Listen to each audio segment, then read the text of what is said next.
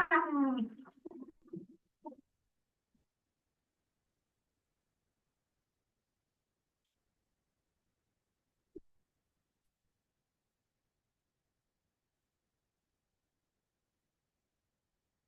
datang, selamat bergabung teman-teman, selamat join di webinar Suhu, selamat bergabung yang baru join.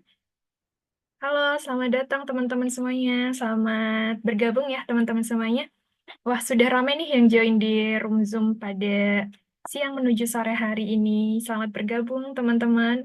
Oke teman-teman semuanya, karena kita masih menunggu teman-teman yang lain join nih, sambil kita menunggu yang lain join, boleh dong di sini Minho pengen kenalan lagi nih sama teman-teman yang sore hari ini join di webinar Suku. Siang Kak, halo Kak Martin, maaf off cam, saya dari kantor. Iya nggak apa-apa Kak. Buat teman-teman yang mau on cam boleh banget ya, silakan. Semisal mau on cam di sesi webinar kita pada sore hari ini. Oke Kak Satria, nggak apa-apa Kak. Boleh ya, teman-teman kalau mau on cam silakan banget. Nanti biar kita bisa tahu nih siapa aja yang join seperti itu. Dan boleh juga spill, ini teman-teman dari mana ya? Biar nanti kita saling kenal. Wah, banyak yang dari kantor. Oke Kak, Fidelis. On, maaf, on cam di kantor. Ya nggak apa-apa Kak Rizky. Wow, masih ada yang di kantor ya teman-teman semuanya. Dari Bandung, Kak Martin dari Bandung. Selamat bergabung Kak Martin. Halo Kak Viral. Dari Tarakan Kalimantan Utara, dari Tangerang. Wah, ramai banget nih teman-teman dari Sabang sampai Merauke sepertinya ya. Salam dari Universitas Muhammadiyah Riau. Dari Riau, Pekanbaru hadir. Dari Pekanbaru juga. Wah, salam kenal ya semua. Teman-teman semuanya, selamat bergabung di webinar Suhu pada sore hari ini. Terima kasih banyak teman-teman yang sudah menyempatkan waktunya nih. Kita nanti di sini akan belajar bareng mengenai cyber security menggunakan AI. Oke, sepertinya teman-teman sudah rame ya. Selamat bergabung teman-teman yang baru join. Boleh spill-spill ya, ini asalnya dari mana biar teman-teman yang lain bisa saling kenal. Baik, tanpa berlama-lama nih teman-teman, karena di sini sebenarnya sudah ramai yang join dan nanti biar teman-teman yang belum join bisa nyusul ya. Izin saya buka. Sebelumnya terima kasih banyak teman-teman sudah join di webinar Suku sore hari ini. Hari ini kita akan belajar dan mengenali lebih dalam seperti itu, terkhususnya untuk materi webinar hari ini yaitu mengenai webinar Next Generation of Cybersecurity Using AI, Port Anti-Fraud and DDoS Protection with Open source tools. Nah, sebenarnya ini gimana sih dari judulnya kayaknya udah panjang banget nih. Tapi tenang aja teman-teman, nanti untuk materi hari ini akan disampaikan secara lebih sederhana lagi biar teman-teman bisa paham nih sebenarnya cyber security itu sekarang gimana sih kok kayaknya pakai AI baru pernah dengar ya. Mungkin sebagian orang penasaran nih. Cyber security menggunakan AI itu gimana sih? Nah, nanti kita akan kupas tuntas di sesi webinar kita pada sore hari ini dibersamai oleh narasumber kita yaitu Mas Chen. Dan nanti juga akan di-spill sedikit sebenarnya open source tools yang bisa digunakan itu tuh apa sih gitu. Nanti juga silakan teman-teman bisa take note juga materi-materi hari ini dan kami juga akan berikan kesempatan buat teman-teman yang mau bertanya di akhir sesi webinar nanti, mumpung kita ada forum diskusi dan tanya jawab, silakan ya teman-teman bisa take note materi-materinya dan kemudian nanti bisa ditanyakan kalau misalnya masih belum ada yang kurang jelas seperti itu ya teman-teman. Nah, pasti teman-teman udah nggak sabar ya untuk mengetahui sebenarnya next generation of cybersecurity itu gimana sih? Dan ini ada kaitannya juga nih sama AI. Jadi kalau biasanya teman-teman belajar cybersecurity aja, terus belajar AI aja, sekarang digabung cybersecurity using AI. Nah, gimana? Selengkapnya nanti kita bakalan belajar bareng sama Mas Chen ya teman-teman. Tapi sebelum itu, perkenalkan saya Ruswanti sebagai moderator yang akan menemani teman-teman semua selama 1,5 jam ke depan. Dan nanti teman-teman di webinar kita pada sore hari ini bakalan belajar apa aja, itu nanti kita bakal kupas tuntas di dalam webinar kita sore hari ini. Dan nanti untuk webinar outline-nya, yang pertama ada presentasi materi, kemudian nanti ada informasi kuis, dan kuis ini berhadiah merchandise menarik dari Suhu ya teman-teman. Jadi silahkan buat teman-teman yang mau join kuisnya, langsung aja nanti di akhir sesi kita akan spill kuisnya, dan kami akan memberikan 2 hadiah atau merchandise menarik bagi 2 orang beruntung seperti itu. Dan nanti juga ada sesi Q&A untuk teman-teman yang ingin bertanya seputar materi. Silahkan banget ya teman-teman bisa bertanya di sesi Q&A di akhir paparan materi. Dan terakhir adalah informasi e-sertifikat buat teman-teman yang pengen dapetin e-sertifikat dari Suku. Nanti teman-teman stay tune terus ya sampai akhir karena informasi sertifikat akan di-spill di kolom chat Zoom di sore ini dan hanya di sesi ini saja, seperti itu. Dan untuk informasi sertifikat ini dalam bentuk link form feedback ya, teman-teman nanti silakan bisa mengisi form feedback dari Suhu dan untuk batas pengisian maksimal sampai pukul 24.00 WIB malam ini. Nah, kemudian siapa sih speaker untuk ataupun pembicara untuk event kita pada sore hari ini? Kita nanti kedatangan seorang founder data sources nih teman-teman, dan beliau juga sebagai AI engineer di Kalbe Pharma. Jadi silakan banget nanti teman-teman bisa bertanya banyak hal ya teman-teman, dan siapa orangnya yaitu adalah Mas Marcel Shevchenko atau biasa yang disapa Mas Marcel atau Mas Chen seperti itu. Jadi nanti yang akan membersamai teman-teman pada webinar hari ini adalah Mas Chen ya teman-teman. Nanti teman-teman bisa bertanya seputar, bisa aja per bidang Mas Chen saat ini ataupun seputar materi yang nanti disampaikan ya teman-teman semua. Dan izin ya sebelum kita lanjut ke paparan materi bersama Mas Chen, saya ingin perkenalan dulu nih sebenarnya suhu itu apa sih gitu. Buat teman-teman yang udah sering join di suhu pasti udah nggak kepo lagi ya karena udah tahu banget nih, Suku memang rutin membuat event-event tiap bulannya. Tapi untuk yang baru join, salam kenal ya teman-teman. Suhu atau PT Kata Sukita atau yang biasa disebut sebagai Suhu Professional Training and Consulting, kami merupakan perusahaan penyedia layanan jasa, solusi dan juga produk inovasi di bidang teknologi informasi yang berkantor pusat di Yogyakarta dan memiliki kantor representatif bisnis di Jakarta. Kemudian untuk pengalaman kami kurang lebih 6 tahun dengan kurang lebih 650 klien B2B dan juga B2G di seluruh Indonesia. Kami berkomitmen untuk memberikan layanan terbaik dalam mengembangkan dan memberikan layanan dengan berfokus pada hasil dan juga kepuasan pelanggan. Nah, kemudian untuk sekilas profil kantor Suhu, di sini kantor Suhu itu ada di Jalan Paranem nomor 15, Batang Puluhan, Biro Brajan, Kota Yogyakarta ya, teman-teman.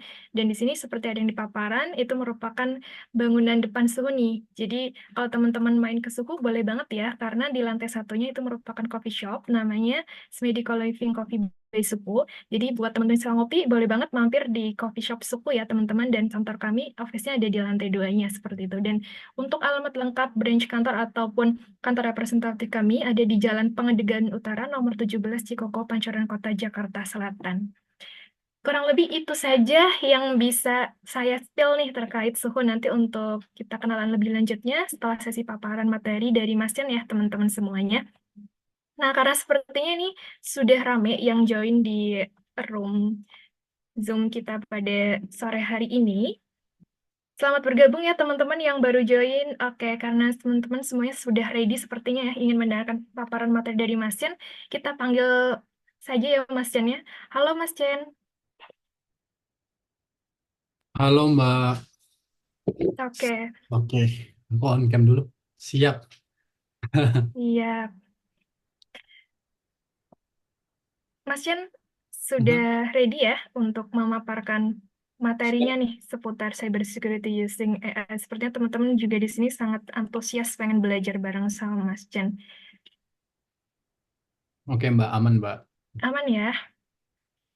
Oke, Mas Chen gimana kabarnya? Sehat Mas? Alhamdulillah baik, luar biasa. Alhamdulillah. Siap, siap. Oke, langsung saja ya Mas. Waktunya saya serahkan ke Mas Chen. Silakan Mas Chen. Oke, terima kasih Mbak. Ah, Sama-sama. sebelumnya selamat siang semuanya.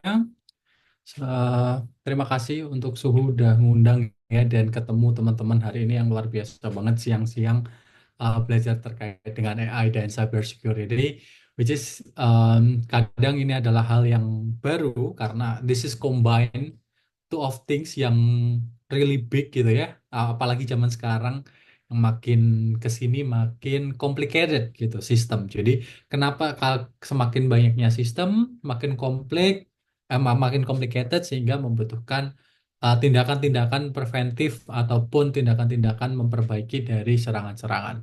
Oke, tanpa berlama-lama aku izin share screen ya. Ya udah masuk. Nah, okay, so today we are going to talk about the next generation of cybersecurity. This is will be something amazing. Walaupun sebetulnya aku udah beberapa kali juga terkait dengan AI for cybersecurity, especially dan um, AI for cybersecurity ini surprisingly masih harus perlu diperbaiki gitu ya. Jadi karena masih hal baru dan belum banyak yang involved into this project, jadi ini adalah salah satu kesempatan mungkin teman-teman nantinya ketika punya basic cybersecurity, terus kemudian punya fundamental juga terkait dengan AI, this will be really good gitu ya. Apalagi sekarang high demand daripada cybersecurity dan juga AI ini sangat-sangat tinggi. Apalagi AI for cybersecurity gitu gitu. Nah, eh, tak kenal maka tak sayang gitu ya. Kita kenalan dulu. Perkenalkan, aku Marcel Andreas Savchenko, or biasa dipanggil Marcel, or Chen, mostly Chen. Dan aku sekarang as AI engineer di Kalti Pharma, and previously in machine learning engineer at X atau Twitter. Aku udah involve ke banyak hal dan untuk AI sendiri, I've been like 3 more years of experience. Terus kemudian di bidang apa namanya cybersecurity mostly, tapi untuk serangan ya. Jadi I was hacker, bukan untuk securing the system, but I destroy the system. But it was the past. Sekarang udah fokus gimana sih awareness untuk terkait dengan ethical hacking gitu. Ah, untuk sedikit my background, I'm going to research student at PhD student in MIT next year. I will be go to MIT next year, and I was in informatics TY. And also, this is just a short brief of my backgrounds. So, this is the thing. Actually, we can talk about the cybersecurity and also the artificial intelligence engineers that actually we can say most of the cybersecurity team will talk that the product of AI engineer atau produk yang udah dibuat dari AI engineer akan bilang this is powered by AI gitu kan. Ini ditenagai oleh AI. But untuk di cybersecurity kita bisa bilang this is the signature based security gitu. Itu hanya signature-nya dari sebuah bagian keamanan gitu. This is not just I mean AI ini sebetulnya kalau untuk tim cybersecurity cuman yang apa ya bisa dibilang mewah gitu ya, luxurious or signature gitu ya. Kalau misalkan di cafe ada signature drink, signature foods or anything seperti itu. Nah, sama halnya di cybersecurity yang biasanya kita menggali secara manual gitu ya, mengklarifikasi secara manual mana yang fraud, mana yang merupakan serangan, mana yang ternyata ini adalah real, itu secara manual. Sehingga dengan adanya AI ini betul-betul membantu. So we can say that uh, cybersecurity with using AI is a signature piece of security. Oke, so what we learn today gitu ya. Ini ada 5 actually like the role of AI modernizing cybersecurity strategies, understanding fraud, DDoS attack, terus kemudian AI transformnya, tools and leveraging open source gitu ya. Terlihat mungkin kalau dari kata-kata atau kalimatnya ini sangat-sangat advance or maybe sangat sulit atau mungkin ih keren nih sorry apa namanya pemilihan katanya gitu. Tapi actually ini cuman segelintir aja. Sebenarnya mudah banget untuk dipahami, yaitu ketika kita mempunyai basic di AI, itu adalah juga bagian dari basic of cybersecurity atau pengamanan cybernya, pengamanan dari data-data yang kita miliki. Bagaimana strategi ketika kita mengamankan itu harus bisa semakin kuat. Maka dari itu, karena tantangan-tantangan yang semakin banyak, semakin hari semakin banyak muncul terus ini dan itu, maka dari itu kekuatan kita mungkin bisa terbatas gitu. Nah, makanya dibutuhkan sebuah alat untuk membantu manusia ataupun kita sebagai tester gitu ya, sebagai cybersecurity untuk membangun sebuah sistem keamanan yang konkret dan juga bisa dilayani atau bisa meningkatkan kepercayaan daripada pengguna untuk menggunakan produk kita. Sehingga sekarang apa sih yang orang-orang pasti tanyakan ya? Pertama pastinya gimana sih keamanannya, apalagi bidang bank, keamanan rumah sakit dan lain sebagainya, yang sangat-sangat krusial terhadap jati diri ataupun fundamental daripada seorang manusia gitu, membantu. Seperti contohnya kalau di rumah sakit gitu ya, tiba-tiba ada fraud terkait dengan datanya hilang dan terkena serangan, pastinya nanti ketika mungkin ada data pasien yang harusnya dia cuman sakit batuk, ternyata dilakukan apa penggantian data yaitu dia penyakit TBC, kan bahaya gitu. Tiba-tiba seseorang tersebut diberikan obat TBC. Nah, ini makanya menjadi concern bagaimana modernizing cybersecurity itu bisa menggunakan AI yang dimana dia bisa belajar daripada si pola, terus kemudian dari pengalaman, terus kemudian dari data-datanya gitu. Nah, kalau kita bisa bilang ini masih intermezzo juga, cybersecurity kan intinya adalah bagaimana kita mengambil informasi, menghimpun informasi, atau bisa dibilang data gitu ya, data yang kita punya. Nah, AI ini sebetulnya adalah alat, alat untuk memberitahukan secara cepat atau membantu kita untuk menganalisa secara lebih efisien, cepat dan efisien. Maka dari itu, AI ini semakin dikembangkan fokus untuk keamanan siber gitu. Tapi tidak menutup kemungkinan bahwasanya AI yang mampu belajar atau reinforcement learning, belajar dari pengalaman, bisa juga menjadi malapetaka. Bahwasanya AI ini bisa memberikan ancaman gitu ke server ataupun sistem yang masih baru yang bisa dibobol seperti itu. Sehingga sangat riskan ya, ibaratnya pisau dua mata pisau yang saling berhadapan atau buah si malakama dan whatever things.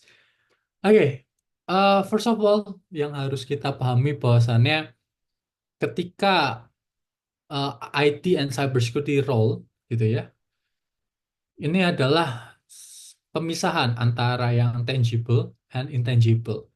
Which mean kalau kita bisa lihat di situ, kita kehilangan sebuah smartphone and that is tangible, tapi datanya yang ada di HP itu berharga gitu. That's the tangible. But lost USB memory is meaningless. Tapi kehilangan data yang ada di USB itu yang consequential.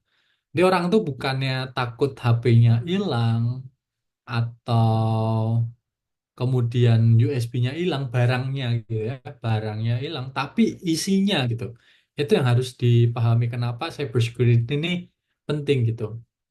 Terus kemudian ketika kita intangible-nya adalah ketika kehilangan iPad, that's trivial, tapi kehilangan foto-foto di iPad ini sangat-sangat valuable gitu.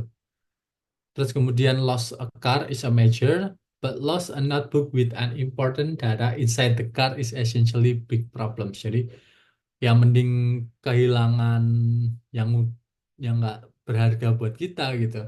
Walaupun sebenarnya itu juga berharga buat kita. Aduh, gimana itu gitu kan? Jadi we have to understand that's the common information security. Oke, kemudian terkait dengan AI, ini fokus-fokusnya memang ada banyak ya, mulai dari AI learns more over time, jadi AI ini akan belajar semakin bertambah waktu, khususnya reinforcement learning, atau mungkin udah dibuat CI/CD-nya, so they can retrain again and again, sehingga AI learns more over time. Terus kemudian yang kedua ada identifies unknown threats. Nah, ini nanti kita juga akan melihat bagaimana sebetulnya machine learning ini bekerja untuk identifies the threats-nya. Kita nanti akan dipakai menggunakan DDoS ya. Tapi kita nggak praktek karena that takes time juga. Terus kemudian yang ketiga adalah better overall security, which mean keamanannya ini keseluruhan akan bagus dibandingkan tanpa menggunakan AI. Contohnya, kalau misalkan perbankan kita nggak ada AI, terus orang pakai foto kita didaftarin gitu ya, siapa tahu didaftarinnya adalah kartu kredit, ternyata kita bisa nyairin, nggak kita kasih ke orangnya gitu. Nah ini kan bahaya, sehingga for overall security dengan penggunaan AI ini sangat-sangat membantu untuk eh, memberikan rasa aman dan nyaman kepada pengguna. Dan itu sangat berkaitan dengan hal yang selanjutnya, yaitu capable of handling a lot of data. Bayangin kalau seorang cybersecurity engineer mungkin uh, terus terbang untuk melakukan pemantauan fraud gitu. Ini akan butuh waktu berhari-hari untuk mendeteksinya atau memberitahunya.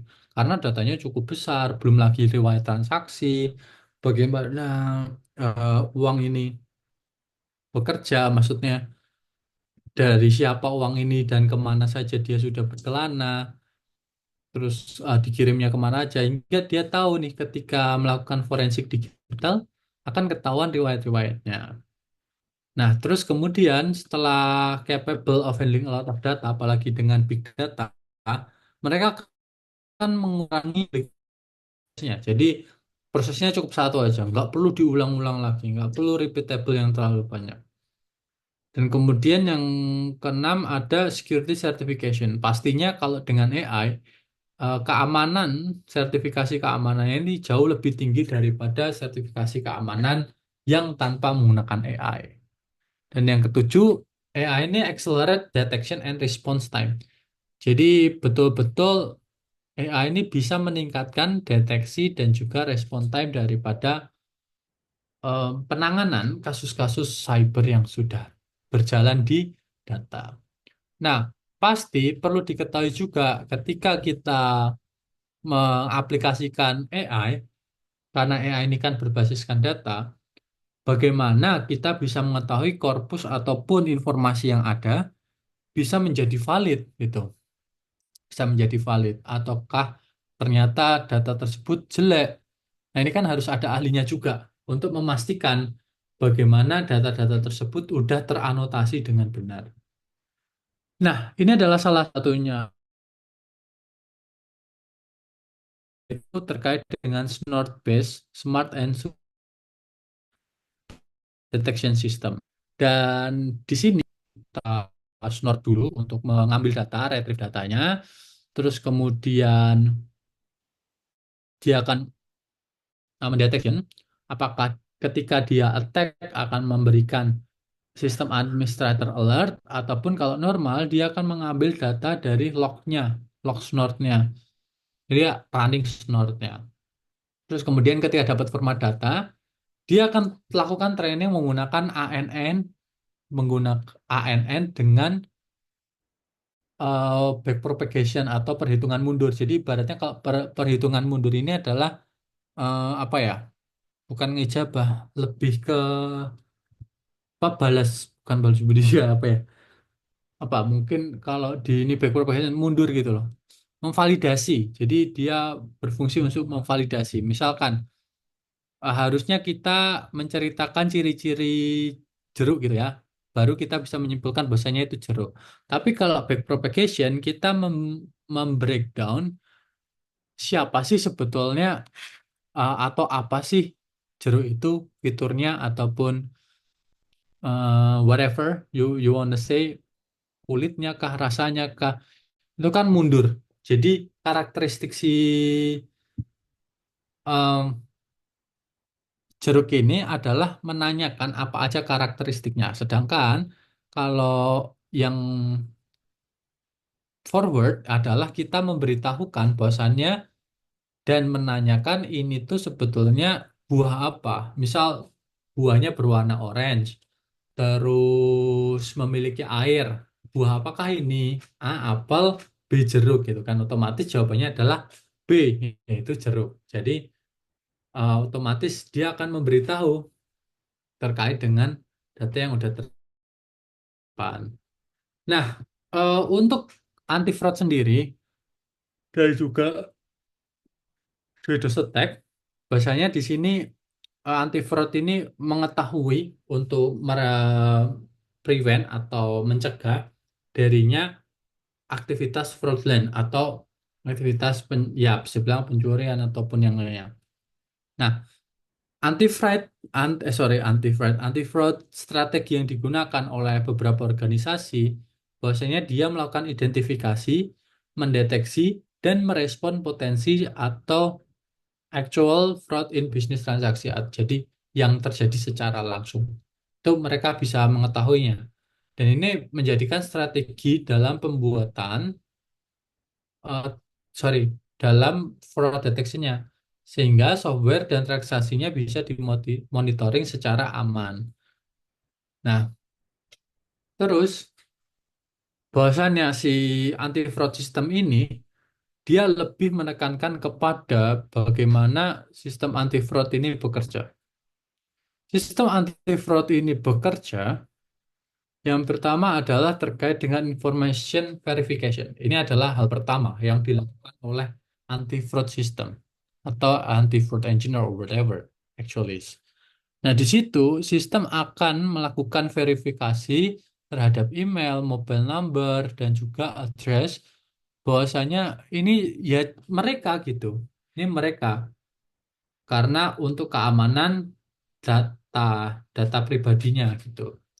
Jadi rawan banget kalau misalkan kita taruh secara random informasinya bisa bisa ditebak gitu. Nah, terus kemudian yang kedua ada dokumen analisis bahwasannya eh,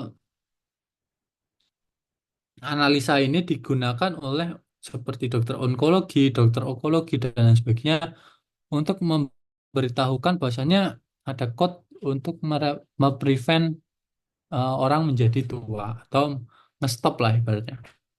Nah, terus yang ketiga ada facial recognition. Nah, ini udah sering banget digunakan ya, apalagi zaman sekarang rata-rata HP-nya itu udah bisa menggunakan face recognition atau bisa kalau kita di komputer di data storage itu manggilnya IF atau informatika.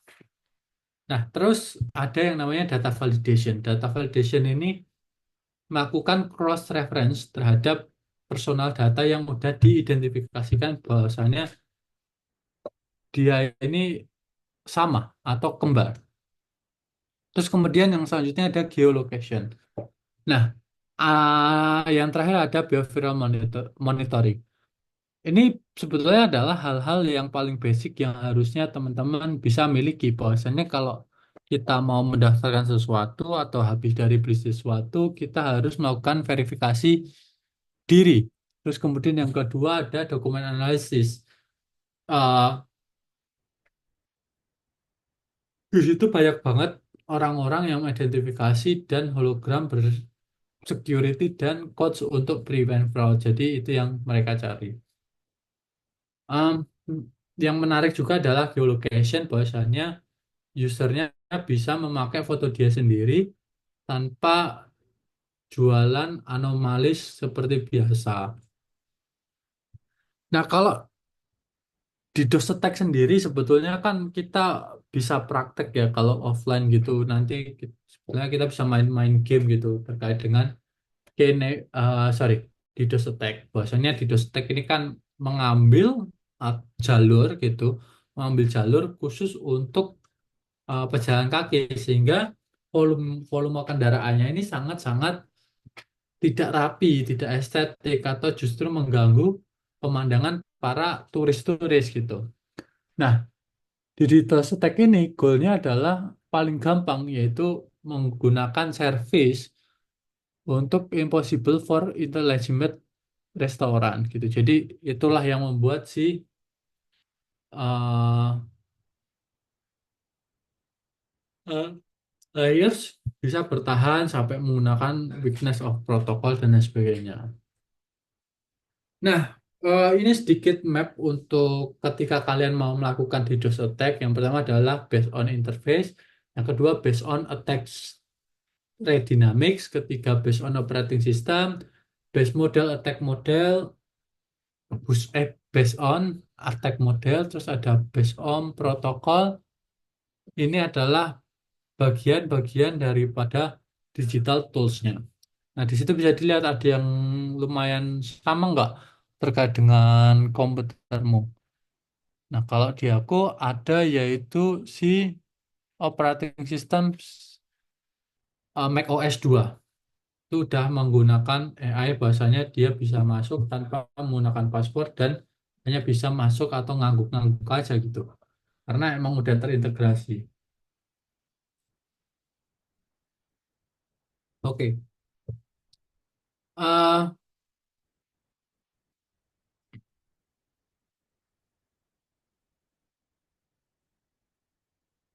nah, terkait dengan DDoS tadi, ada taksonomi yang lumayan besar. Bahwasannya ada volume based attack dan juga application based attack.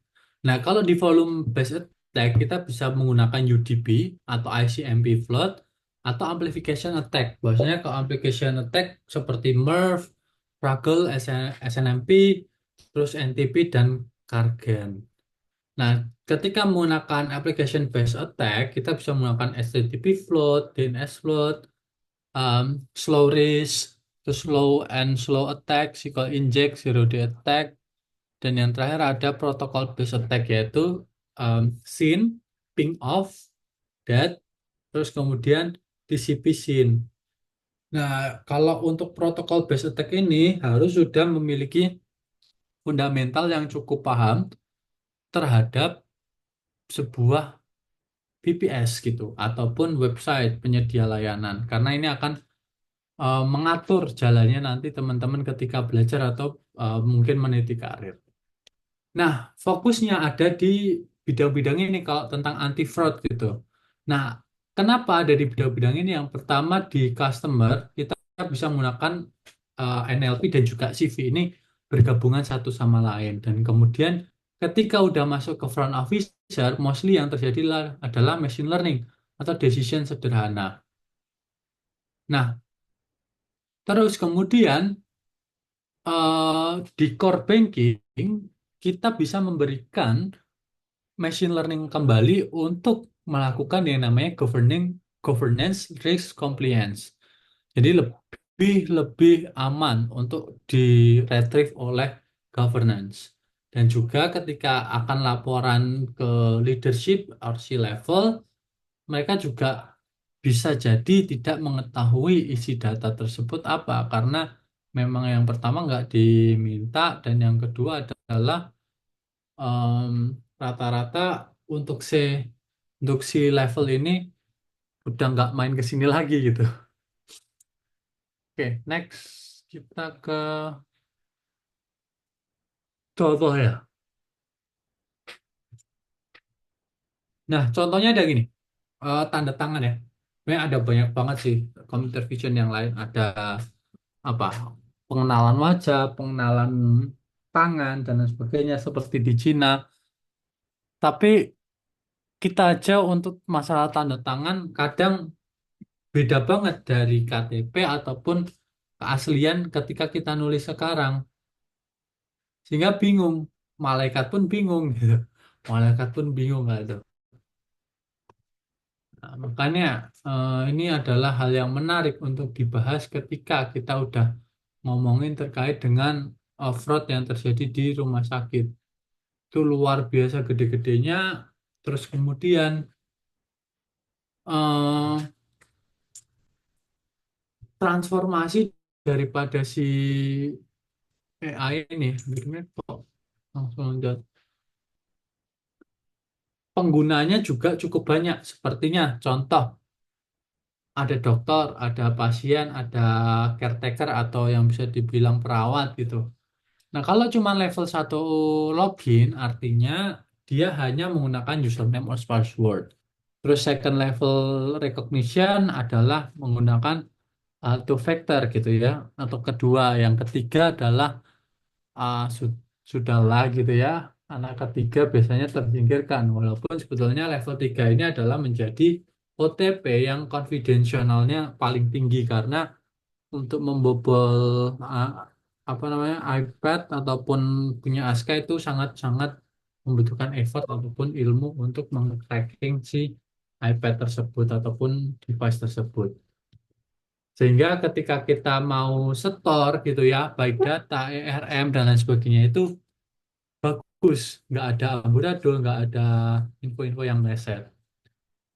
Nah, terus kemudian AI-nya, jadi AI ini sebetulnya adalah pemberi informasi. Jadi pemberi informasinya.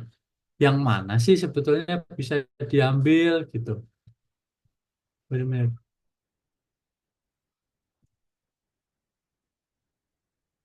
Terus kemudian hmm, oh, udah.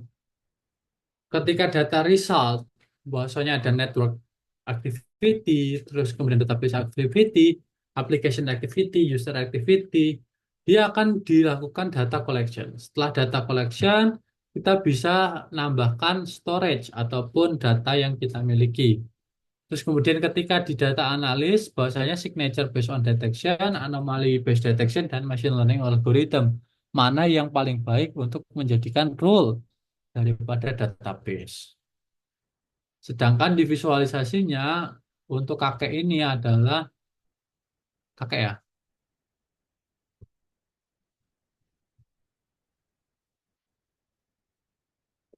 Ya, kakek.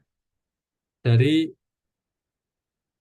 terus kemudian karena kita udah tahu terkait dengan AI transform dan datanya, terus pertanyaannya adalah gimana baru dapat datanya, terus kemudian apa sih yang harus dilakukan kalau udah dapat data pemancingnya, ibaratnya umpannya itu udah dapet kalau teman-teman pemancing, tapi kok tiba-tiba lepas sendiri gitu, itu kan nggak asik juga ya untuk dilakukan, sehingga dibutuhkanlah data-data tadi untuk dihimpun menjadi satu, terus kemudian bisa kita lakukan enkripsi ataupun dekripsi ataupun bahkan hashing gitu.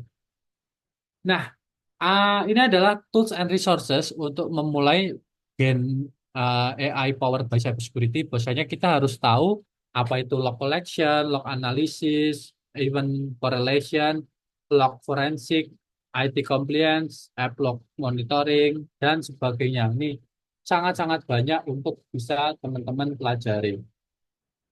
Oke, aku nanya dulu, apakah suaraku masih terdengar karena di sini ada hujan deras?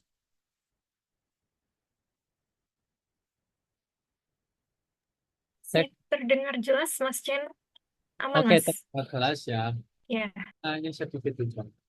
Nah, ini sebetulnya aku better untuk nanti itu kita melakukan tanya jawab. Jadi materi-materi ini itu sebagai pengantar bahwasanya kita nanti akan lakukan tanya jawab.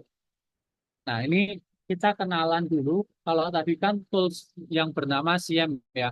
SIEM ini adalah sebuah produk ataupun software untuk mengkombinasikan dari data dan juga security information. Apa sih gitu kan? Jadi ibaratnya pengambilan datanya tuh ya dari SIEM ini. Kalau enggak dari mana gitu. Mungkin oke bisa ambil dari Kaggle. Terus Kaggle ini dari mana gitu. Kaggle ini dapat datanya yang betul itu seperti apa? Apakah ini legit ataupun ini bagus untuk si produk belum tentu gitu. Jadi perlu banget untuk meningkatkan awareness terhadap software yang berbayar maupun tidak berbayar.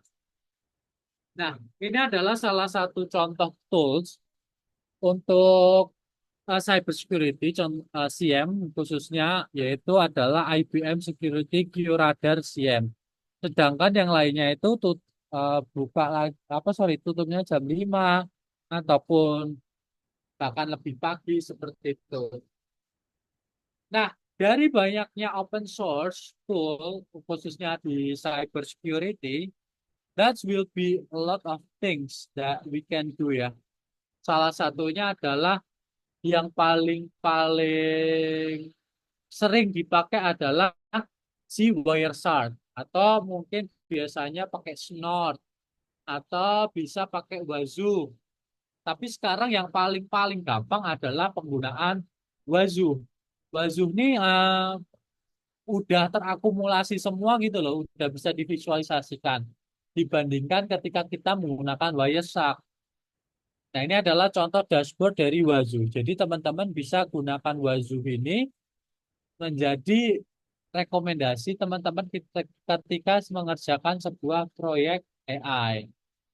Nah, dia juga di situ memberikan kok top mitre ATT, NK taktik, terus kemudian hal-hal lain yang mungkin kita bisa dapatkannya secara mahal. Misal.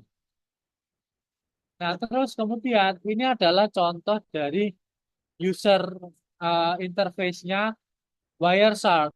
Betul-betul kalau kita nggak paham alur-alur dari communication network ini akan sangat-sangat mengganggu gitu.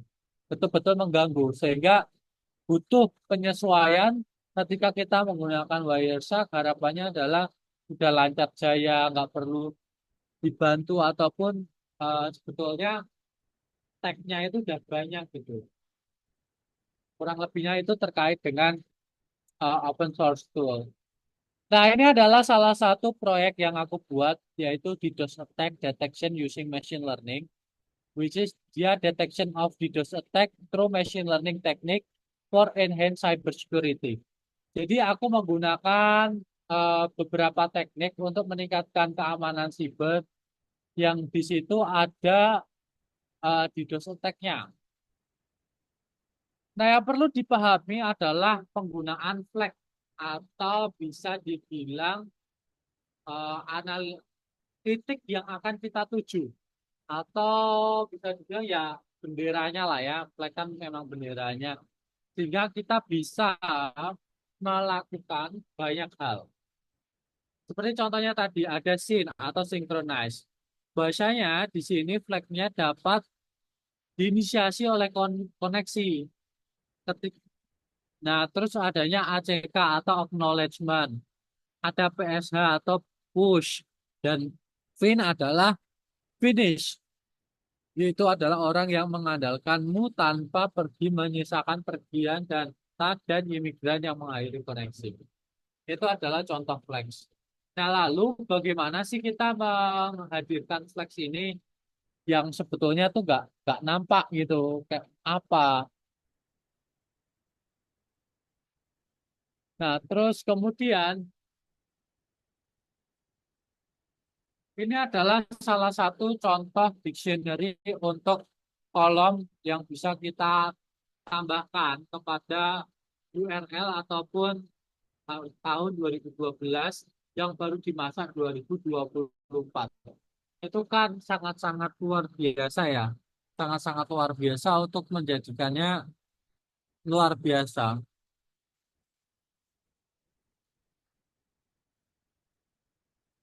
Nah, terus kemudian setelah kita dapatkan, kita bisa attacking melalui class-nya. Seperti Apache, Back, Line, Neptune, dan lain sebagainya. Ini yang paling sering digunakan. Dan kita bisa menggunakan seperti prop attack, to UR, dan sebagainya. Nah, summary adalah ketika menggunakan random forest classifier itu mendapatkan kurang lebih 98%. Nggak full gitu ya, karena ini adalah eh, permintaan dari yang tidak disengaja. Sehingga nggak ada necessary-nya. Nah, terus kemudian ada yang namanya analisis perbandingan pendeteksian backdoor shell pada web server menggunakan algoritma string matching dan time analysis. Jadi ini cukup menarik ketika mencari backdrop ya, menggunakan backdoor, eh, dia akan melakukan algoritmanya secara mandiri seperti string matching. Nah, sebetulnya ada banyak metode seperti ini, contohnya di Google Colab yang dia tidak menerima codingan apapun tentang cyber security, takutnya bolong, takutnya apa, itu nggak boleh. Jadi harus orang dewasa. Apalagi ini kelihatan banget kalau pakai WordPress. Nah, terus kemudian data backlognya tuh seperti apa? Ya seperti ini datanya, random banget. Tapi dengan menggunakan library ataupun framework, kita juga jadi tahu nih kalau ternyata banyak banget hal-hal yang harus kita pelajari ketika nyemplung di cybersecurity karena kalian juga harus berjuang mati-matian, terus kemudian cetak sana, cetak sini gitu kurang lebihnya. Terus kemudian ini adalah salah satu static code analysis with detection of backdoor shell pada web server. Jadi sudah disiapkan nih oleh P3S-nya dari UMS. UMS apa mana? Eh, alam. Kurang lebihnya seperti itu. Nah, kalau di sini adalah ketika sebelum dilakukan transformasi dan ketika kita melakukan simulasi, ada yang namanya sharing string matching. Jadi string matchingnya ini kita sesuaikan gitu dengan kebutuhan. Nah, terus di sini ada,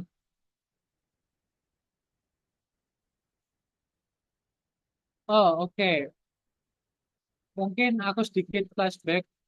Bahwasanya ini adalah beberapa proyek AI yang bisa kita gunakan dalam cybersecurity. Kalau misalkan ngomongin tentang tunneling, server, ataupun hal-hal yang berbau dengan komputer, di sini adalah resources yang paling-paling mudah didudukin pasti juga.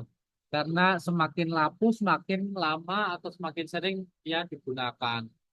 Nah, ini juga sama gitu. Kalau ngoding nggak diterusin, udah diem aja di rumah, malah mikirin chat-chat sama dia yang dulu, mending nggak usah, mending mending digunakan buat menerbangkan balon. Oke, itu tadi terkait dengan sedikit apa sih sebetulnya AI ini? Ini kan betul-betul sangat apa ya, dibilang mau diomongin terlalu dalam kita nanti fokusnya ke AI, tapi kalau di cybersecurity ya kita fokusnya di sini. Nah, ini juga mungkin tadi habis saya paparkan bahwasannya awal mula dari sebuah hacking gitu ya, awal mula dari sebuah hacking itu kan bisa kita berikan informasi bahwasanya dia BU ataupun dia ada dendam secara politik ataupun ada hal-hal lain yang memang melatar belakangi kenapa dia bisa seperti itu. Contohnya yang kemarin lagi viral, bule di Bali cuma bayar 5.000 sedangkan saya dibayar 20.000 dan selanjutnya gitu. Jadi ketika kita ingin mengembangkan sebuah sistem keamanan, pastikan juga keamanan tersebut berlapis dan hanya orang terpercaya saja yang bisa membuka tanpa meninggalkan jejak sedikit pun. Oke, kayaknya udah banyak chat ya. Better kita bahasnya ini dari chat satu persatu, terus kita bahas dulu kali ya, Mbak. Oke, boleh, Jen. Ini Oke, kalau boleh mungkin tahu untuk bisa slide di... presentasinya sudah selesai atau masih ada lanjutannya ya, Mas? Sorry, sorry. Untuk slide presentasinya masih ada yang mau disampaikan atau Kalau sudah dari selesai? Eh, sebetulnya lebih enak untuk diskusi karena kalau PPT kan sebagai pengantar dulu ya. Jadi di Oh sini ya, pengantar-pengantarnya memang udah bukan terkait dengan AI dan bagaimana AI ini di cybersecurity.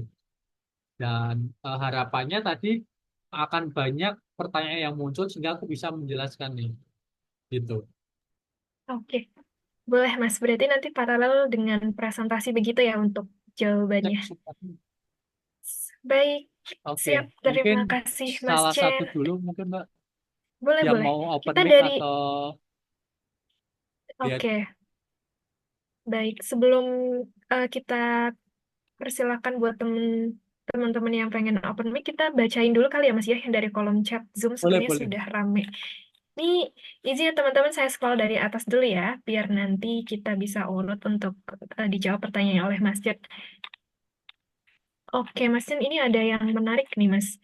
Em, dari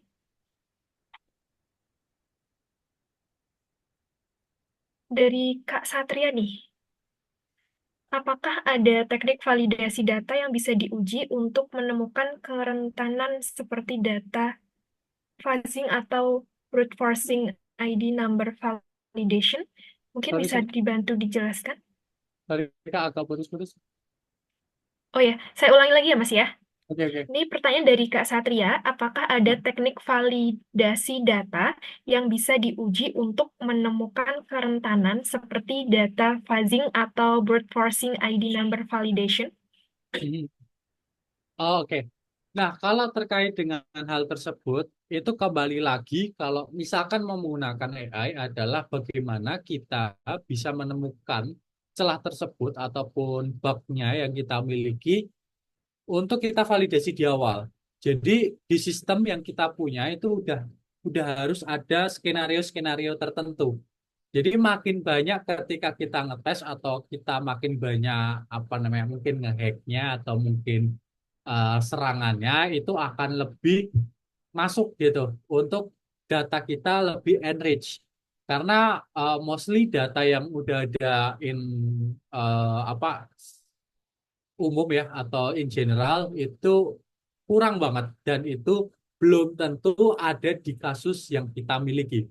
Jadi masing-masing apa namanya server ataupun masing-masing layanan ini punya karakteristik masing-masing. Jadi sehingga kita butuh banget untuk memperkaya apa yang kita miliki nih, memperkaya data-data tadi sehingga kita bisa memberikan training kepada machine learning untuk menjadikan sebuah pola-pola tertentu gitu. Mungkin seperti itu, Mas, Mbak. Sorry. Siap, semoga menjawab ya, Kak Satria. Kita lanjut ke next pertanyaan ya, Mas Chen. Ini Boleh, boleh. dari Kak Alfian nih, katanya salam dari alumnus UTY. Oke, salaman. Oke, oke, ini ada beberapa pertanyaan. Yang pertama, bagaimana profesional keamanan cyber membedakan antara ancaman yang dihasilkan AI dan serangan yang dipimpin manusia? Ini langsung ke next pertanyaan, Mas, atau dijawab dulu? Oke. Mungkin kalau yang pertama ini membedakan yang dihasilkan oleh AI dan serangan yang dipimpin manusia itu biasanya terjadi dalam rentangan waktu tertentu. Nah, jadi ketika kita melihat serangan yang dimiliki oleh manusia, itu memiliki rentangan waktu yang terkadang berbeda-beda ketika kita nggak menggunakan automation ya. Ini beda halnya automation sama AI. Tolong, ini kadang agak berbeda. Orang-orang juga menganggap automation ini AI gitu. Nah, kalau automation memang kita bisa set up interval gitu ya, set up interval dan lain sebagainya. Tapi kalau di AI, dia nembak terus-menerus tanpa henti gitu. Jadi ibaratnya nge-push. Sehingga si sistem ini justru makin makin gampang kalau dilihat gitu. Karena dari segi time-nya tadi, kalau automation secara otomatis itu memang betul-betul lebih mudah, sorry, lebih sulit untuk dideteksi karena eh, secara intervalnya kita bisa estimate juga seperti itu. Mungkin itu yang pertama.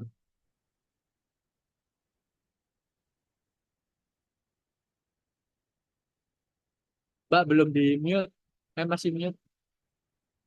Oke, mohon maaf teman-teman. Oke, sudah terdengar ya suaranya. Kita Nah, lanjut ke pertanyaan keduanya nih dari Mas Alvin, masih sama dari Mas Alfian.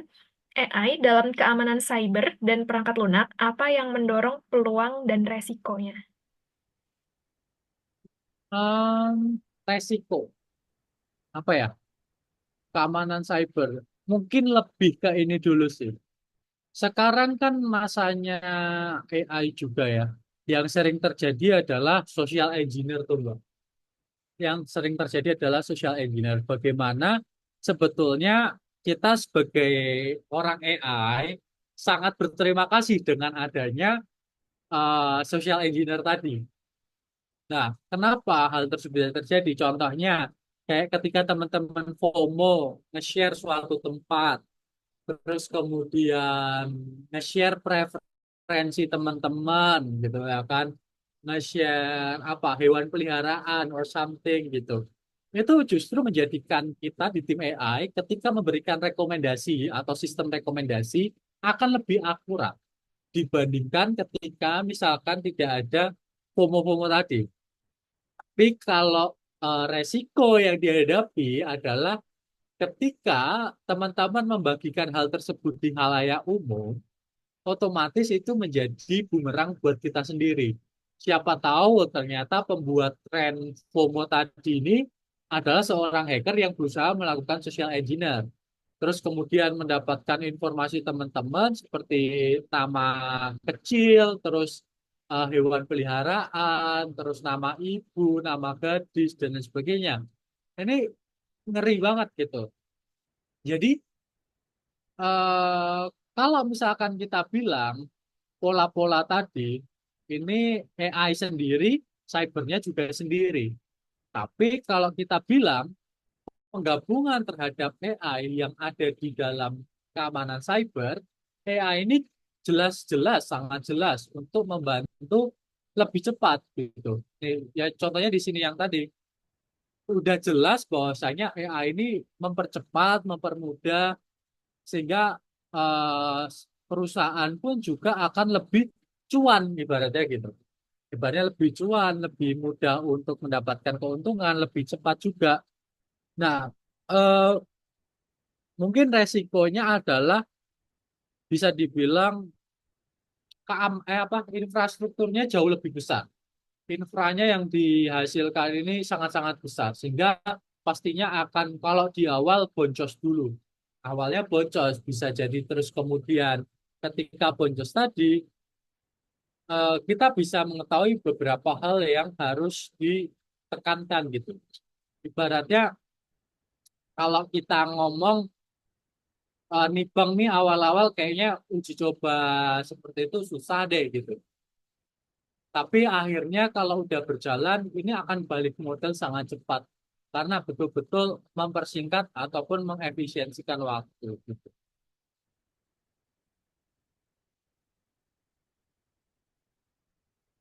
Mungkin itu dulu sih. Oke, Mas Chen. Begitu ya, Kak Alfian. Semoga menjawab ya. Jadi memang ada peluang dan juga tetap ada juga ada resikonya juga gitu ya.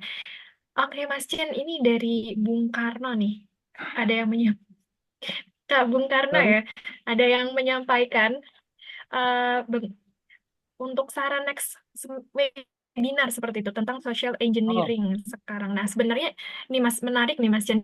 Jadi ada juga yang bertanya juga di sini terkait dengan laporan berita Kasper Sky tentang Trojan Droplet itu kayaknya lagi in juga nggak sih Mas sekarang gitu. Jadi sebenarnya ini yang lagi in justru yang mana nih? Lebih ke Trojan atau social engineering nih menurut Mas Chen? Kayaknya menarik social kita bahas engineer di sih sini ya Mbak. Mas. Oh gitu ya, social engineer gitu. Ya kalau untuk masyarakat awam ini juga aku kan tadi sempat menyampaikan di forum sebelah ya di UNU terkait juga menyampaikan social engineer. Ini juga menarik, mungkin sekalian tambahan aja kali ya social engineer. Boleh, boleh. Bahwasanya ya seperti tadi aku sempat singgung sedikit, bahwasanya social engineer ini menguntungkan buat kita developer AI, tapi itu merugikan buat teman-teman. Sehingga social engineer ini bukannya masyarakat-masyarakat tertentu sebetulnya ibaratnya gini, Mbak. Dan yang bertanya tadi siapa ya? Apa memberikan saran? Iya, Kak Bung Karno. Siapa? Bung Karno. Oh, Bung Karno. Menulisnya bukan Oke. sepertinya nama nama samaran nih sepertinya ya. Oh ya. Nah, mungkin kalau dari apa namanya social engineer itu ibaratnya gini, kita tuh gengsi, kita tuh gengsi buat ngobrol sama mantan gitu ya kan. Terus kemudian daripada kita ngechat mantan, kita kode dulu nih, ya kan itu sebagai hacker. Jadi kitanya anggapnya sebagai hackernya. Oke, kita pengen nih untuk menargetkan orang-orang tertentu. Otomatis kita udah tahu dong mungkin kesukaan dia atau preferensi dia. Nah, kita harus bisa gali nih target kita tuh sebenarnya siapa. Nggak mungkin eh, yang ditarget itu akunnya dikit ataupun misalkan uangnya nggak banyak, itu tuh nggak mungkin akan ditarget juga. Apa benefitnya buat para hacker gitu kan? Ibaratnya hacker-hacker tuh sebenarnya BU, butuh uang gitu ya kan. Sehingga mereka menggunakan cara-cara tersebut untuk lebih cepat.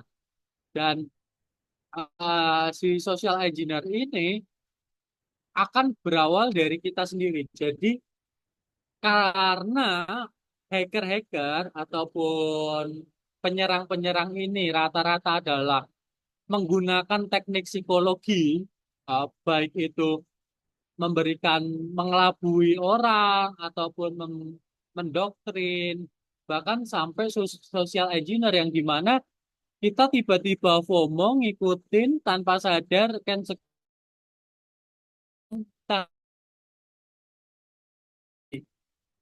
gitu. Itu yang sering terjadi saat-saat ini. Sehingga harapannya harusnya ketika kita memiliki smartphone, ya bukan hanya HP-nya aja yang smart, tapi orangnya juga harus jadi smart people. Kurang lebihnya itu. Oke, siap. Berarti kalau yang untuk kasus Trojan Drop ini gimana ya, Mas? Apakah sebenarnya yang paling in saat ini memang social engineer sendiri atau memang ada yang lain nih kayak Trojan juga sekarang lagi in juga nih? Benar-benar agak kecil banget soalnya. Hujan terus. Sekarang sudah terdengar jelas, Mas? Oke, Kan? oke. Oke, oke. Tadi kan menjawab tentang social engineer nih, Nah, bersangkutan dengan hal tersebut, ternyata ada yang menyampaikan juga di kolom chat Zoom ini bahwa sepertinya juga Trojan nah, Drop ini saat ini juga sedang in ya kasusnya seperti itu. Apakah itu benar atau seperti apa nih menurut pandangan Mas Jen? em, Trojan Trojan Drop ini kan untuk di beberapa Windows ya. Jadi kalau nggak salah ya, ini yang tanya siapa? Rama ya. Iya, Bener nggak? dari Kak Rama, Kalau nggak betul, salah. betul. Nah, itu kan biasanya terjadi karena malware itu ya, karena install filenya juga. Dan kalau aku sih belum belum mengalami ya, jadi belum mendalami terkait dengan si siapa Trojan Dropper. Tapi emang Trojan Dropper ini kan kalau dari berita kapan ya? 2024 kalau nggak salah, tapi bulannya tuh ke September apa Oktober gitu. Bener nggak? Coba dikonfirmasi dari Mas siapa tadi? Rama atau Mbak Rama itu. Jadi memang file-file Trojan ini kan ya udah ada dari dulu ya sebetulnya ya Trojan-Trojan ataupun bahkan virus yang biasanya itu kecil nih, misal mulai dari 8 kilobyte gitu, 8 kilobyte atau misal 8 byte deh. Kekecilan nih kalau 8 byte, 8 kilobyte lah mungkin. Nah, itu tuh bisa berkembang sampai megabyte gitu. Dan di megabyte ini dia akan berinang kepada file-file yang lain, terus dia bisa melakukan encrypt dan sebagainya untuk merusak tatanan si filenya tersebut. Dan kalau Trojan ini kan ibaratnya lebih besar ya daripada virus-virus yang ecek-ecek tadi. Jadi kalau Trojan ini memang berdampak pada sistem kita secara general gitu, secara langsung, enggak secara dasar. Dan Trojan ini kan kalau nggak salah itu dari backdoor ya, dan kalau nggak salah. Terus kemudian sempat viral kalau ya 2014-an, tapi kalau sekarang kurang kurang paham lagi sih. Jarang juga sih untuk terjadi di tempat-tempat yang non targeted karena sekarang mostly orang-orang tuh aware-nya adalah download dari tempat resmi. Sedangkan tempat-tempat non resmi ini kan udah jarang ya. Semenjak juga ketika kasus BSI mencuat itu kan ternyata setelah dilakukan forensik digital yang terjadi adalah seorang pegawai ini kan ngeklik atau ngedownload film yang berbahaya. Maksudnya tidak dari link terpercaya atau bajakan yang ternyata terindikasi sudah terbukti bahwasannya ada ransomware yang tertanam di dalamnya gitu. Dan itu yang memberikan akses kepada hacker untuk mengambil atau meretrieve dari datanya yang ada di sana sehingga data-data customer tadi bisa terambil. Kurang lebih itu sih. Oke, siap, Mas Chan. Tapi kalau masih dari segi aktualisasinya, lebih aktual yang Trojan atau yang social engineer nih kalau menurut Ya, Mas Chan? yang lebih sering orang Iya. ini Kemudian Trojan yang itu saat ini yang kayaknya nih lagi banyak nih kasusnya gitu. kalau kasusnya tetap paling banyak social engineer Mbak. Gitu ya. Sekarang walaupun mungkin udah diedukasi ke sekapan pun karena FOMO tuh nanti lupa lagi ya gitu. Oh iya, bener sih kalau itu. Oke, siap. Mungkin kita next ke pertanyaan berikutnya ya, Mas Chan. Siap. Semoga menjawab ya Kak Rama dan juga Kak Bung Karno tadi yang dan juga terima kasih banyak masukannya ke Kak Bung Karno untuk next webinar. Siapa tahu nanti kita bisa adain lagi dan siapa tahu nanti bintang tamunya juga atau narasumbernya yang mengisi bisa sama Mas Yan lagi begitu ya. Nah, Mas Yan ini ada pertanyaan dari Kak Joseph. Pertanyaannya adalah adanya AI di masa sekarang ini di dunia cyber security itu sifatnya sebetulnya membantu atau justru memberikan celah secara tidak langsung nih, celah atau vulner secara tidak langsung nih. Kalau menurut Mas Chan gimana? Oke, AI ya. Kita nggak Betul. ngomong AI for security, tapi karena adanya AI, ini justru betul yang dibilang bahwasannya memberikan celah atau vulnerability yang secara tidak langsung betul-betul sangat besar sekali. Karena dengan adanya AI ini, justru orang-orang kita lebih gampang untuk dijual belikan datanya. Masuk ya? Masuk kan suaraku? Masuk, masuk, Mas. Jadi lebih sering diperjualbelikan secara legal dalam tanda kutip dan kemungkinan yang tidak legal juga pasti banyak gitu ya kan. Apalagi yang tidak muncul di permukaan atau di publik itu pasti sangat-sangat banyak. Bahkan kalau dibilang karena AI ini saking menjamurnya, kebutuhan-kebutuhan data ini mau nggak mau semuanya diambil aja. Dan itu kan juga bisa menyalahi seperti kreativitas, terus kemudian apa namanya, tantangan gitu ya. Atau kalau apa sih namanya, plagiasi ya, kalau bisa dibilang plagiasi-plagiasi itu sering-sering banget. Jadi ketika adanya AI tadi atau training menggunakan AI. Tapi di sisi lain, AI ini ketika di dunia cybersecurity sangat-sangat membantu dalam mendefinisikan yang seperti udah dibahas dari awal, bahwasanya AI ini mengidentifikasi secara masif gitu. Terus kemudian ketika kita bilang di mana di perbankan menghindari fraud ya, itu menghindari fraud ini bahkan sangat-sangat berlapis gitu dibandingkan mungkin dulu nggak terlalu berlapis. Dan contohnya di sini, ketika dia menggunakan AI, contoh kecilnya adalah tanda tangan. Kadang kita kalau tanda tangan harus persis sama apa yang ada di KTP, gitu kan. Terus kemudian terkadang ada beberapa bank yang udah menggunakan tap atau menggunakan pen tap gitu ya, di mana ternyata data-data dari gambarnya itu memiliki sequencing terhadap tekanan gitu.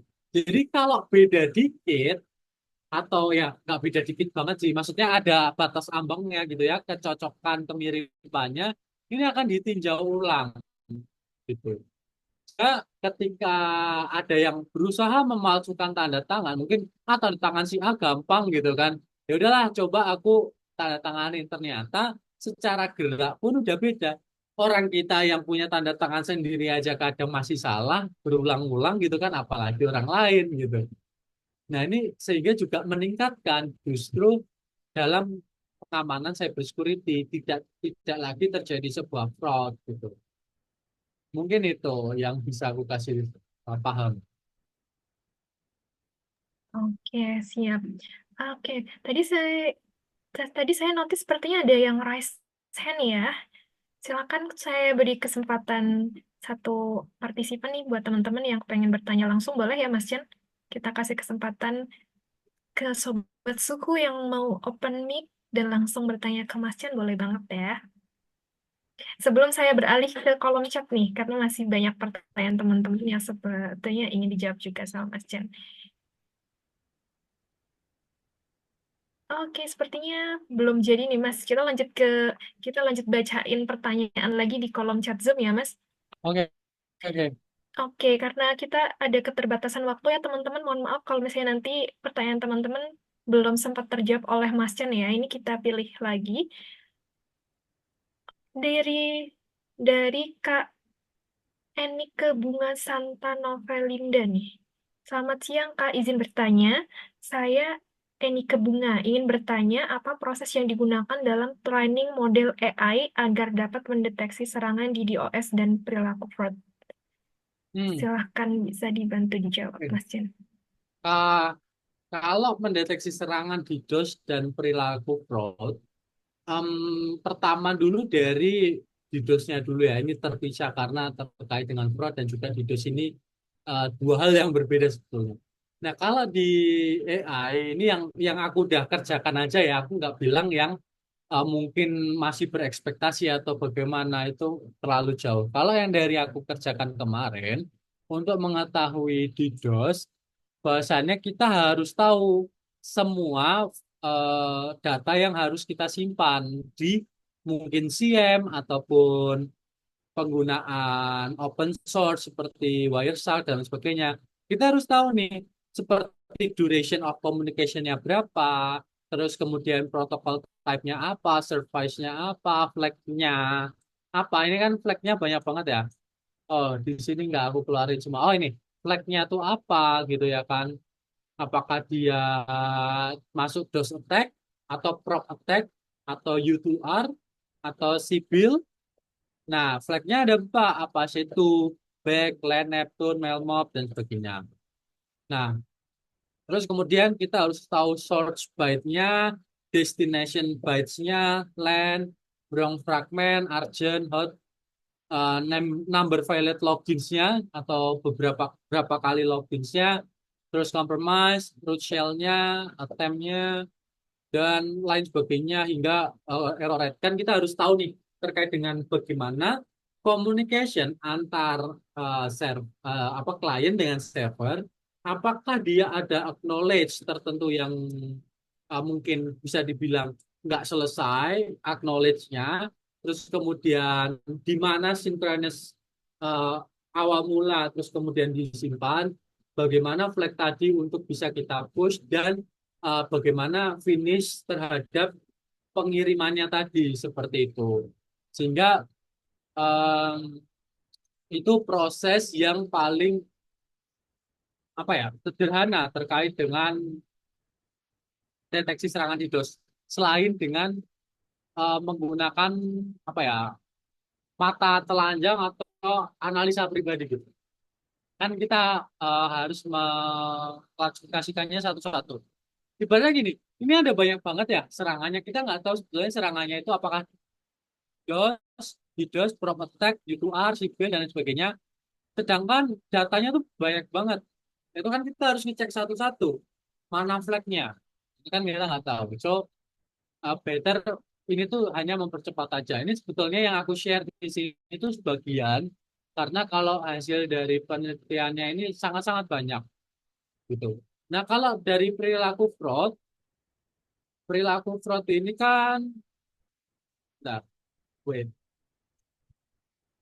Oke, jadi ketika melakukan fraud tadi, kita bisa cari bahwasannya di mana letak penggunaan AI-nya. Apakah dia di customer ke front office? Apa nih yang mau dipakai? Apakah pengamanannya menggunakan first level atau second level atau third level? Nah, first level itu adalah autentikasi seperti username dan password. Terus kemudian second level adalah menggunakan face recognition.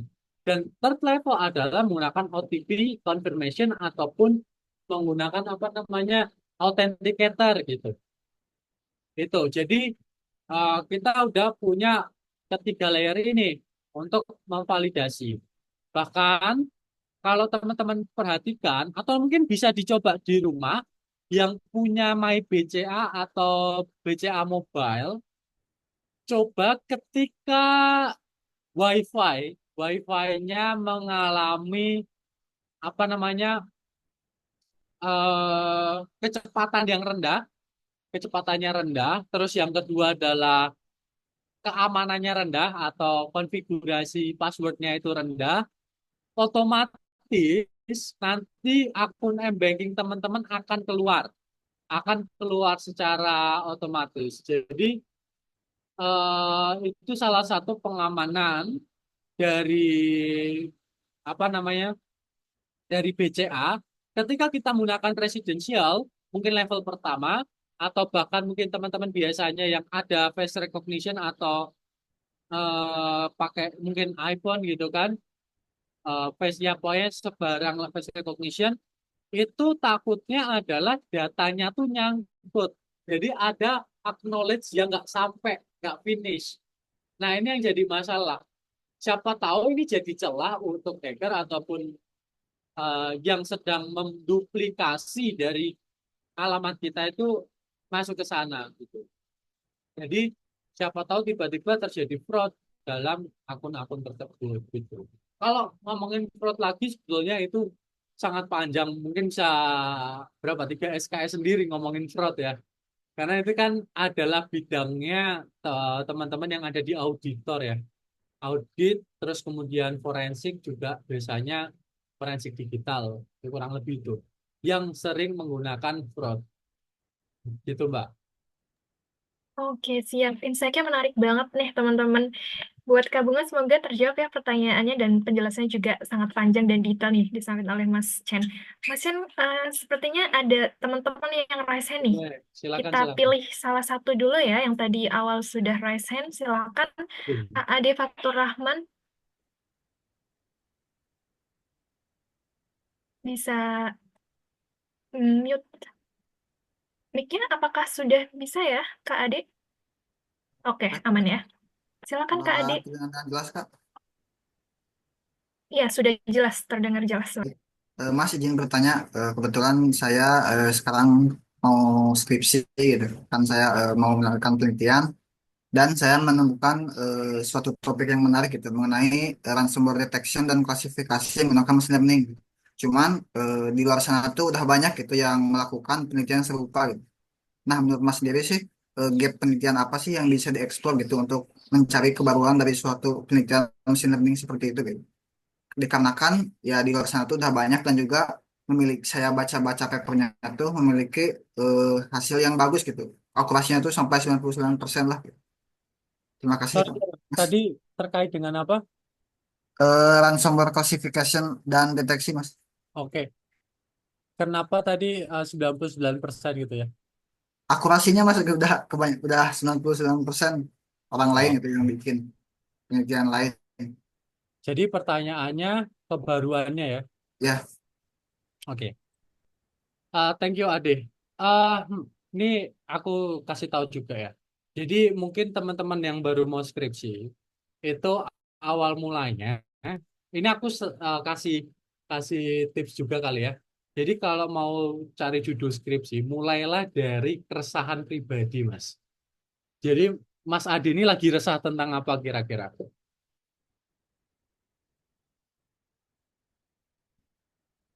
Oh, belum, nggak bisa ya. Jadi mungkin di awal dari keresahan gitu. Terus kemudian yang kedua adalah kalau mau bilang kebaruan, coba eh, dari hasil penelitian orang itu yang Mas bilang 99%, apakah dari sistem itu adalah hasil yang legit atau bisa dibilang hasilnya itu beneran 99% tanpa anomali. Ibaratnya gini, kalau datanya cuman dikit, terus kemudian testingnya nggak banyak, gitu ya, sehingga tingkat kesalahannya dia tuh justru makin sedikit gitu, sehingga akurasinya besar. Nah, beda halnya kemudian ketika datanya makin beragam, terus keseragamannya juga makin apa ya, makin absurd lah ibaratnya. Yang biasanya satu kelas itu cuman berapa? 5. Terus kemudian tiba-tiba ada 20 kelas dengan masing-masing kelas itu 7 gitu. Atau mungkin bahkan lebih. Nah, ini kan keberagamannya justru berbanding terbalik sangat jauh. Yang mungkin yang cuman ada 5 dia bisa mendapatkan akurasi 99%. Tapi ternyata yang 20 mendapatkan akurasi mungkin di angka 80-an. Nah, bagaimana kita sebagai seorang peneliti juga mengetahui em, alur daripada machine learning ataupun arsitektur model yang sedang kita buat, apakah dia betul ketika menghitung daripada inputan dan output yang diharapkan itu secara konkret gitu. Mulai dari seperti bagaimana sih arsitektur ini berjalan gitu. Jangan cuman ngomongin tentang pakai library. Misal, oke kita pakai Gaussian Noise Bayes, gitu kan, Gaussian NB gitu. Udah panggil Gaussian NB, masukin X, Y-nya. Udah selesai keluar. Nggak tahu sebenarnya dia tuh ngapain Gaussian NB. Nah, itu kan kita nggak tahu nih alurnya gimana. Kita nggak bisa otak-atik. Kita nggak bisa mengetahui apakah si Gaussian NB ini sebenarnya mengoutputkan dengan benar gitu.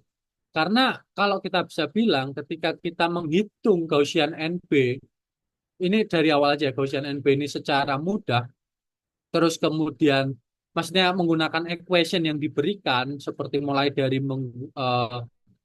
apa namanya likelihood, prior dan lain sebagainya gitu kan secara berurutan atau mungkin bahkan sampai Laplace, terus kemudian smoothing. Itu kan juga menjadikan informasi yang baru. Terus apakah ketika model yang udah kita bangun tadi, terus kemudian kita berikan informasi yang tidak sesuai dengan datanya itu, apakah terus langsung jelek? Nah, itu kan juga harus dipertanyakan. Jadi coba Mas, kalau misalkan kepo pembaruannya adalah bagaimana Mas ini memperdalam dari pembahasan yang udah ada gitu. Itu sih. Baik Mas, terima kasih atas sarannya. Oke, nah mungkin nanti kalau teman-teman mau nanya-nanya lebih lanjut, silakan bisa follow di Instagram aku atau DM di Instagram community yaitu Data Sorcerers. Jadi feel free banget buat teman-teman yang mau nanya-nanya terkait dengan AI ataupun cybersecurity karena ini juga keresahan juga Mbak ya terkait dengan AI ini kadang kita udah dijejelin kefomoan terus apa-apa generatif AI gitu kan. Ayo solusinya generatif AI gitu. Tapi lupa kayak ibaratnya naik tangga lima langkah langsung naik ke 5. Nggak naik satu-satu. Nah itu kadang kesalahan juga. Dan juga cybersecurity mungkin teman-teman kalau mau belajar tiba-tiba oke langsung pentest. Langsung DDoS attack, langsung apa lagi? Brute force gitu ya kan. Tapi lupa dulu fundamentalnya apa? Communication networknya nggak diperbaiki. Terus kemudian bagaimana kita stacking daripada sebuah komunikasi gitu. Terus kemudian apa sih etika daripada sebuah hacking atau batasan-batasan tertentu. Itu jadi sebuah apa ya masukan juga buat teman-teman ketika teman-teman mau belajar ini kan dua hal yang sangat berseberangan ya sebetulnya berseberangan tapi aku coba dan orang-orang di luar sana mencoba untuk menggabungkan agar AI ini bisa mengefisiensikan tugas daripada teman-teman cybersecurity dan harapannya ketika teman-teman belajar itu pastinya harus dimulai dari dasar dulu, jangan tiba-tiba langsung kita loncat belajar harusnya A, B, C dulu, tiba-tiba belajar H gitu. Um, itu sih. Jadi pastikan teman-teman ketika mencoba sesuatu, terutama terkait dengan cybersecurity, pastinya ada risiko-risiko tertentu yang harus dihadapi kalau mau ke eksternal. Tapi kalau internal, teman-teman bisa menggunakan virtual virtual machine, terus teman-teman bisa gabungkan dengan apa? Open source tools-nya untuk cybernya. Apalagi seperti Wazoo ini udah gampang banget, legit, and is free, atau menggunakan pembelajaran awal yaitu Wireshark. Harusnya teman-teman udah bisa menggunakan Wireshark dulu sebelum teman-teman pakai si Wazoo.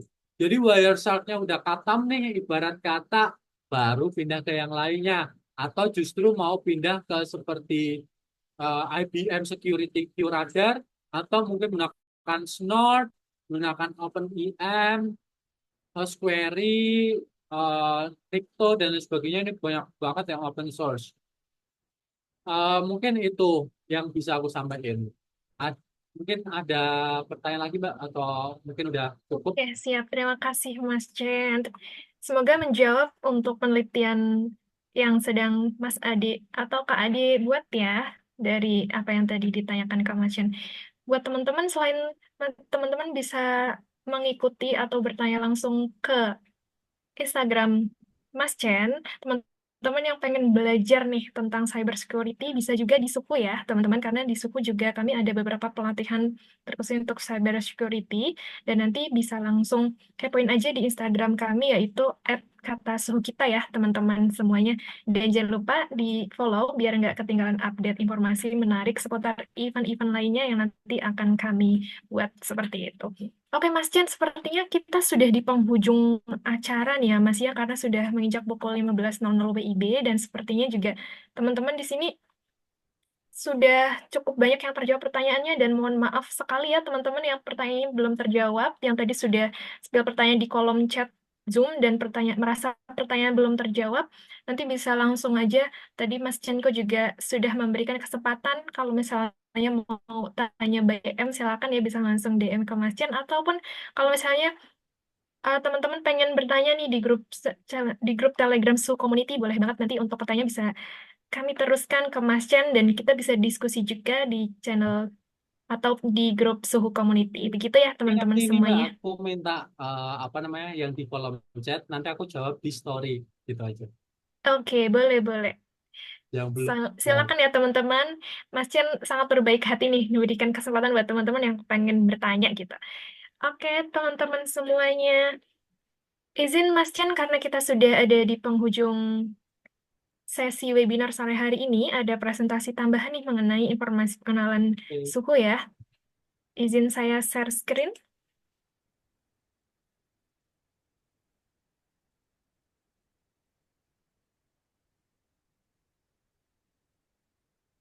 Baik, seharusnya sudah terlihat paparannya, teman-teman.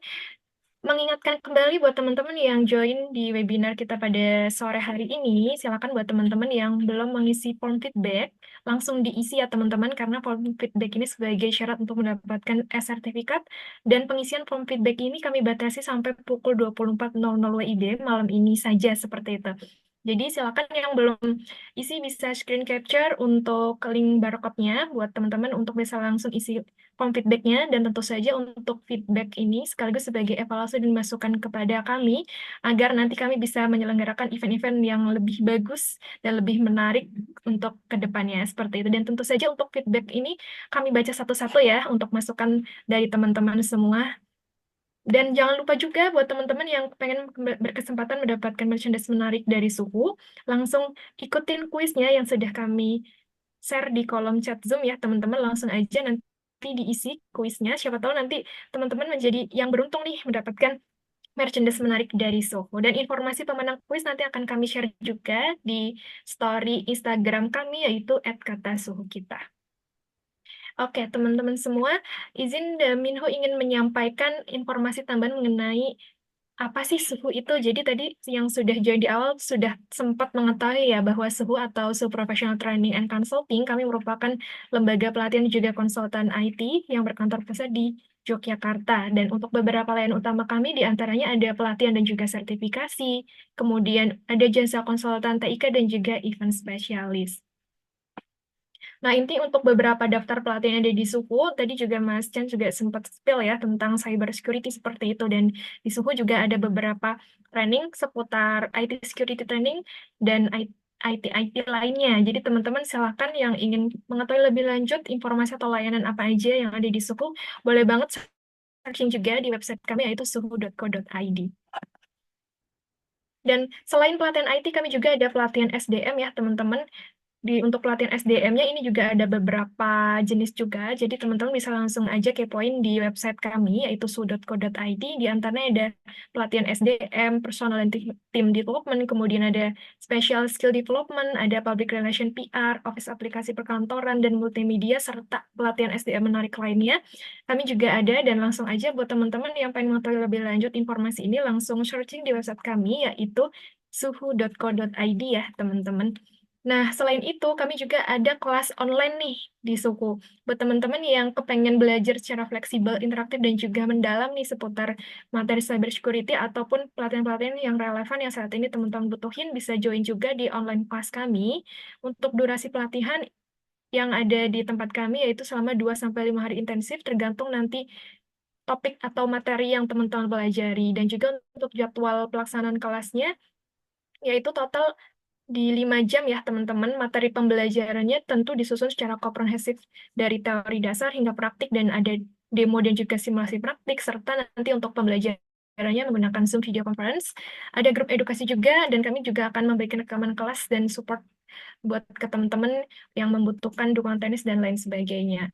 Dan selanjutnya untuk berikutnya, teman-teman kenapa sih ke Suhu seperti itu? Jadi memang di Suhu ini kami sudah memiliki instruktur atau tenaga ahli expert di bidangnya. Tentu saja juga kami memiliki kurikulum industri, excellent service, dan juga tentu saja untuk pelatihan di kami sudah mengikuti environment digital ya. Jadi semuanya by digital dan teman-teman bisa belajar secara fleksibel seperti itu. Kami juga ada grup edukasi untuk memfasilitasi teman-teman yang pengen discuss dan juga kepengen saling berelasi seperti itu ya. Tentu saja semua ini bisa teman-teman dapatin dengan join di kelas online Suhu ataupun pelatihan-pelatihan yang ada di tempat kami.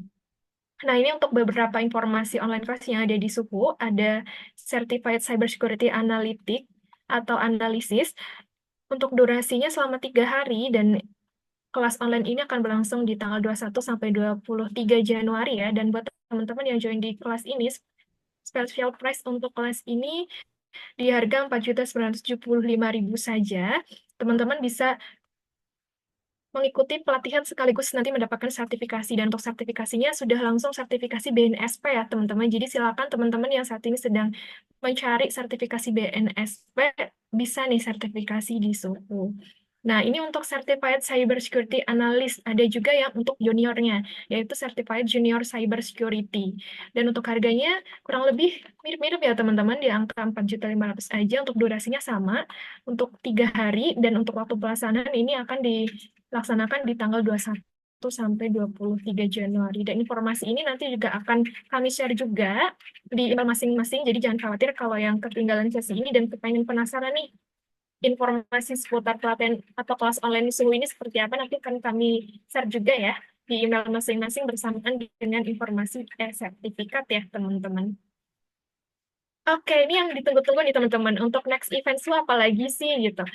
Untuk next event Suhu yang gratis nih teman-teman, pre-webinar. Jadi nanti bertepatan hari ini, besoknya hari Rabu banget, kita juga akan membahas mengenai keamanan cyber yang berjudul Webinar Fundamental dan Strategi Keamanan Cyber untuk Transformasi Digital Pemerintahan. Buat teman-teman yang join di webinar ini bisa banget besok belajar lagi seputar keamanan cyber, join di webinar Suhu lagi ya, karena ini untuk event PPID by Suhu. Jadi sebetulnya sifatnya nggak cuma buat pemerintahan aja, teman-teman yang kepengen menggali informasi lebih dalam mengenai keamanan cyber bisa join di event kami besok, tepatnya di hari Rabu, tanggal 18 Desember 2024, pukul 10 sampai 11.30 WIB. Dan acara ini juga live via Zoom meeting ya, teman-teman. Yang akan mengisi nanti ada Pak Dendi, founder Orang Cyber Indonesia. Mungkin teman-teman sudah sering ataupun pernah dengar Orang Cyber. Nah, nanti yang akan mengisi untuk webinar besok dibersamai oleh Pak Dendi ya, teman-teman semuanya. Oke, Teman-teman semuanya jangan lupa follow juga Instagram kami ya teman-teman, yaitu @katasuhukita yang belum follow. Dan juga untuk website kami, teman-teman bisa searching suhu.co.id. Di situ sudah lengkap ada materi-materi atau silabus yang semisal teman-teman sedang mencari referensi pelatihan, bisa cari langsung di website kami ya, di suhu.co.id. Nah, kemudian untuk channel YouTube kami, yaitu Suhu TV ya teman-teman. Untuk Suhu TV, nanti untuk record hari ini yang tadi nanyain, untuk record materi di-share nggak sih, Kak? Di-share ya, teman-teman. Terkhususnya untuk record, nanti akan kami publish di channel YouTube kami, yaitu Suhu TV. Dan jangan lupa follow juga Instagram kami, @katasuhukita, dan juga kami ada TikTok, @katasuhukita. Silakan teman-teman follow semua media sosial kami biar nggak ketinggalan update informasi pelatihan ataupun event menarik lainnya. Dan untuk khusus webinar besok, untuk mengenai materi keamanan cyber, teman-teman juga bisa follow di Instagram PPID by Suhu ya teman-teman. Nah, ataupun langsung daftar di link pendaftaran tertera di bit.ly/daftar pelatihan PPID. Seperti itu ya teman-teman. Sampai jumpa buat teman-teman yang besok join di webinar keamanan cyber. Nanti juga akan dibersamai lagi dengan saya ya teman-teman. Jadi jangan lupa untuk join juga di webinar yang akan berlangsung besok. Oke, sepertinya itu saja untuk informasi tambahan di sesi webinar kita sore hari ini. Karena kita sudah melebihi pukul 15.00 WIB, kita cukupkan ya untuk sesi webinar kita pada sore hari ini. Sekali lagi saya ucapkan terima kasih banyak pada teman-teman ataupun peserta yang sudah join dari awal sampai akhir nih teman-teman. Terima kasih juga yang udah bertanya. Terima kasih banyak juga untuk narasumber kita yaitu Mas Chen. Semoga di next event kita bisa dibersamai Mas Chen lagi dengan materi-materi yang luar biasa ya Mas Chen ya. Nanti kita bisa sharing-sharing lagi sama sobat Suhu semuanya. Dari kami sekian ya teman-teman. Mohon maaf kalau misalnya masih terdapat kekurangan. Sampai jumpa di next event. Selamat sore. Terima kasih Mas Chen. Terima kasih, Mbak. Sama-sama. Terima kasih Terima teman-teman. kasih. Sampai jumpa. See you later.